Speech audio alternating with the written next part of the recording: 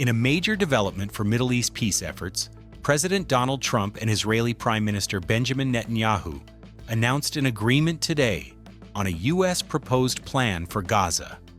The breakthrough was revealed during a joint press conference at the White House, where both leaders endorsed the 20-point plan. However, the deal's progression now hinges entirely on the response of the terrorist group Hamas. Following Israel's public acceptance of the agreement, President Trump has issued a stark ultimatum, giving Hamas just 72 hours to release all hostages taken during its surprise attack on Israel in October of 2023.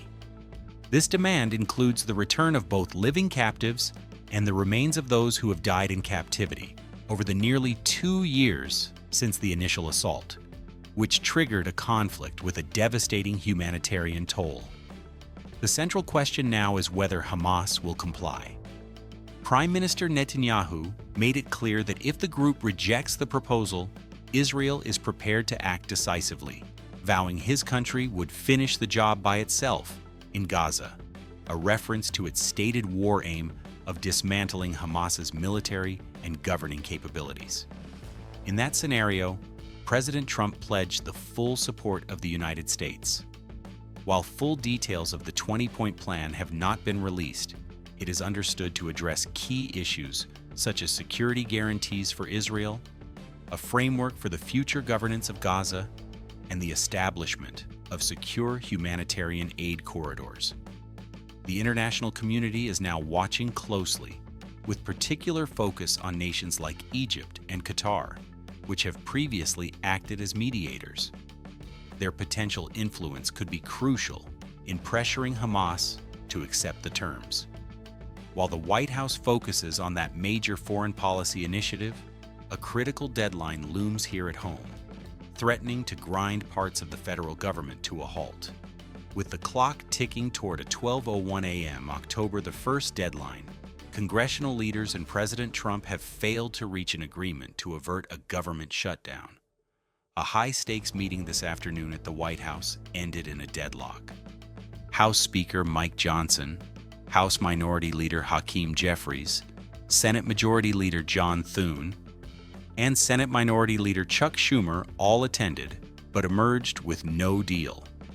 The impasse centers on a stopgap spending bill, known as a continuing resolution, which is needed to keep the government funded at current levels. Democrats are demanding significant additional funding for healthcare programs in exchange for their votes. Emerging from the White House, Senator Schumer told reporters, "We have very large differences on healthcare." He added that President Trump can avoid a shutdown, but there are still large differences between us. Without a resolution passed before midnight, the economic impact could be significant, recalling the economic cost of previous shutdowns. National parks will close, passport processing will be delayed, and hundreds of thousands of federal employees will be furloughed without pay. The spending battle is not the only source of tension between federal and state authorities. A new flashpoint has emerged in Illinois, where the governor is strongly denouncing a federal bid to deploy military personnel to Chicago. Governor J.B. Pritzker confirmed today that the Department of Homeland Security has requested the Pentagon to deploy 100 troops to the state. The stated purpose is to help protect federal employees and property during ongoing enforcement operations in the city. Governor Pritzker, however, characterized the move as a politically motivated act of intimidation. During a press conference, he stated, "This is not about crime or public safety. This is about sowing fear, intimidation, and division among Americans." He concluded with a forceful message saying, "With one voice, we are telling this unwarranted and unconstitutional occupation to get out of Chicago." The governor's language suggests an appeal to constitutional principles that limit the use of the military for domestic law enforcement, highlighting the deep rift between the administration's policies and leaders in so-called sanctuary jurisdictions. This confrontation in Illinois is mirrored by a legal battle unfolding in Minnesota, where the Trump administration is taking direct aim at those same sanctuary policies.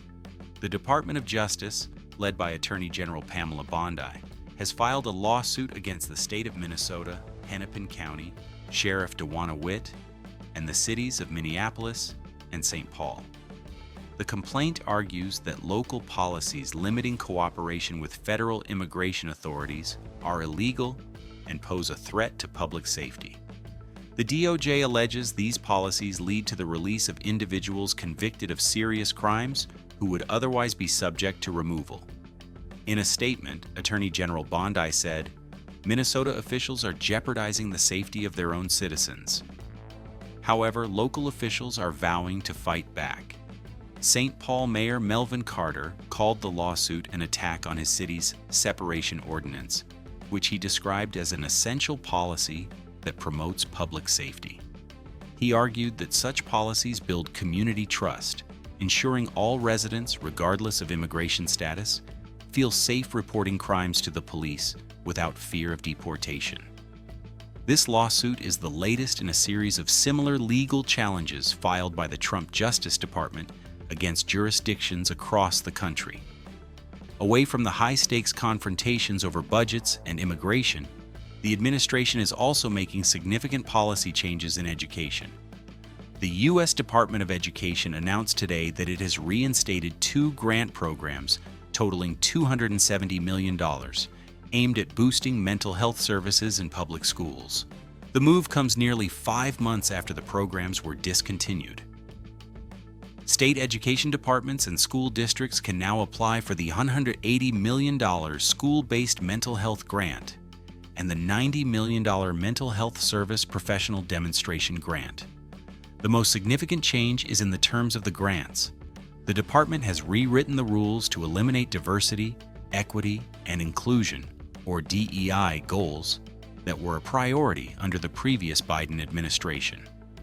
Those requirements often involved prioritizing applicants who could demonstrate a focus on serving specific underserved demographic groups. Instead, the revamped programs will now focus solely on one objective: increasing the number of mental health professionals, such as counselors and psychologists, working in the nation's schools. This change prioritizes the direct expansion of personnel to address what many see as a growing mental health crisis among students, a need that has grown more acute in recent years.